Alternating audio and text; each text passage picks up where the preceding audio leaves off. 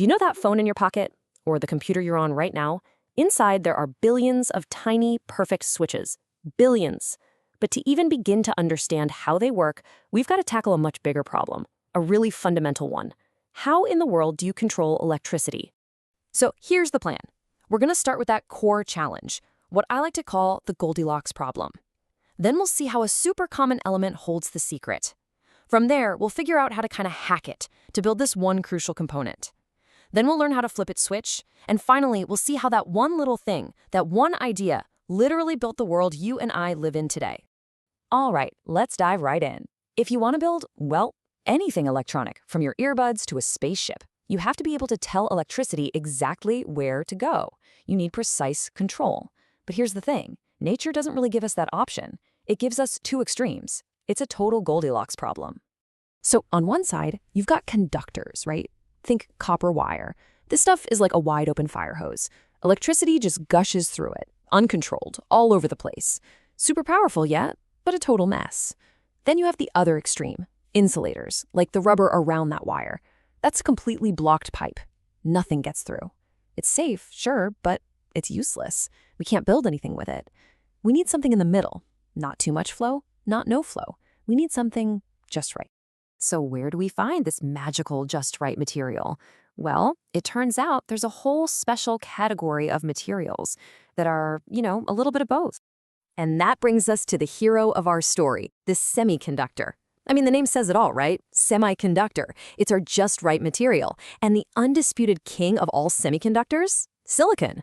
Now, you might be thinking this is some super rare, exotic material, but get this. It's the second most common element in the Earth's crust after oxygen. It's literally everywhere. It's in sand, it's in rock, it's all around us. So what makes silicon so special? Well, it all comes down to its atoms. See, a silicon atom has 4 electrons in its outer shell. And in the world of atoms, that's kind of like being perfectly on the fence. It could share those 4 to be stable, or it could grab 4 more. It's not committed either way. And that flexibility, that's the secret. That's what we can exploit. Okay, but here's where we hit a snag. A huge one, actually. If you take a chunk of perfectly pure silicon, all those atoms line up in this beautiful, perfect crystal. And what do? They bond with each other. Each atom shares its 4 electrons with its neighbors, and suddenly, every single electron is locked in place. It becomes perfectly stable and a perfect insulator. It's useless. Our just right material suddenly becomes a no-flow at all material. So what do? If pure silicon is useless, how do we make it work for us? Well, we get clever. We cheat. We mess with that perfection on purpose. It's a process called doping. Now, doping might sound super technical, but the idea is actually pretty simple. All we're doing is intentionally adding a few impurities into that perfect silicon crystal. It's kind of like baking a perfect cake and then throwing in just a pinch of a totally different ingredient. That one little change can transform the whole thing, and that's exactly what happens here. And what's really cool is we can do this in 2 different ways to get 2 different results. Okay, so first, we can add an element that has 5 electrons in its outer shell, 1 more than silicon. When it joins the crystal, 4 of its electrons bond perfectly, but now you've got 1 extra electron just hanging around with nowhere to go. It's a free agent ready to carry a current. We call this N-type for negative. But what if we do the opposite? What if we add an element with only 3 outer electrons? Well, now there's a spot in the crystal where an electron should be, but isn't. It's an empty spot, a hole. And this hole acts just like a positive charge. We call that P-type for positive. And just like that, we've done it. This is the whole ballgame. By choosing what to add and how much, we can precisely control how many charge carriers, electrons or holes, are in the material. We finally have a material that isn't a fire hose or a blocked pipe. We've built a faucet. We can turn the flow on and off exactly how we want. We've tamed electricity. Okay, this is where it gets really interesting. We have our 2 custom-made materials, right? We've got P-type silicon, full of those positive holes, and we've got N-type silicon with all those extra free electrons. So the million-dollar question is, what happens when you stick them together? Well, the second they touch, physics just takes over. It's completely natural. All those free electrons on the N side see the empty holes on the P side, and they're like, hey, an empty spot, and they just rush across the border to fill them up. Right at that junction, where the 2 pieces meet, the electrons and holes pair up and neutralize each other. This new neutral zone has a name. It's called the depletion region. And you have to understand, this little region is the key to everything. Because it's now empty of any free charges, it acts like an insulator, a natural barrier.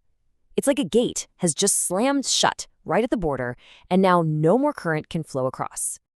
Okay, so we've built a gate.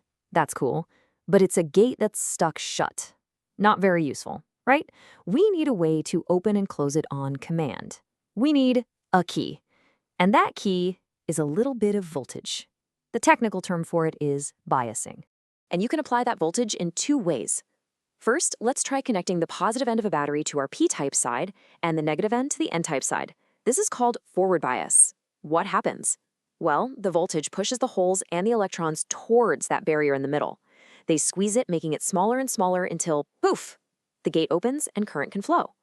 But what if we flip the battery? Now we connect positive to the N side and negative to the P side. This is reverse bias. This pulls all the charges away from the barrier, making that gate wider and stronger than ever. It's locked shut, tightly. The difference is, it's night and day. In forward bias, electricity flows. In reverse bias, it stops, dead in its tracks. What we've just created is an electronic one-way street, a perfect valve for electricity. And that right there, that's the magic. That's the whole trick. This little component we just built is called a diode. And it's a perfect switch with absolutely no moving parts. It's silent, it's microscopic, and it's the fundamental building block of literally all modern electronics. So, a one-way street for electricity, a tiny switch. Why is that such a big deal? I mean, what can you really do with that? Well, it turns out you can build an entire civilization on it, because this one simple idea is the foundation for our whole digital world. Okay, here's the most direct example. You know the power coming out of the wall socket? That's AC, or alternating current. The electricity is constantly switching direction, back and forth. But all your gadgets, your phone, your laptop, they need a steady one-way flow called DC. So how do you make that conversion? With diodes. Every single charger you own, that little power brick, is packed with them, acting as one-way gates to turn that chaotic AC into the smooth DC your devices need. But it goes so much deeper than that. You know LED lights? Those are just special diodes that happen to glow when current passes through them. A solar panel? That's basically a big diode that works in reverse. Light comes in and electricity comes out. And then there's the big one, the transistor. The single most important invention of the 20th century. The switch that powers every computer, every smartphone, every single smart device on the planet is essentially just two of these diodes sandwiched together. Just stop and think about that for a second. The processor chip inside whatever device you're watching this on right now, it doesn't have thousands or even millions of these switches. It has billions. We're talking more than 100 billion of them on a chip the size of your thumbnail. And every single one of them works on that exact same simple principle we just walked through. N-type meets P-type. So it all started with sand, basically, silicone. From that, by learning how to cheat, how to dope it just right, we figured out how to make a perfect switch. And with that switch, we built our entire modern world. These tiny, silent, one-way gates are the invisible engine of the 21st century. They're in everything. Which really just leaves one question. What incredible things will we build with them next? Thanks for joining me on this one.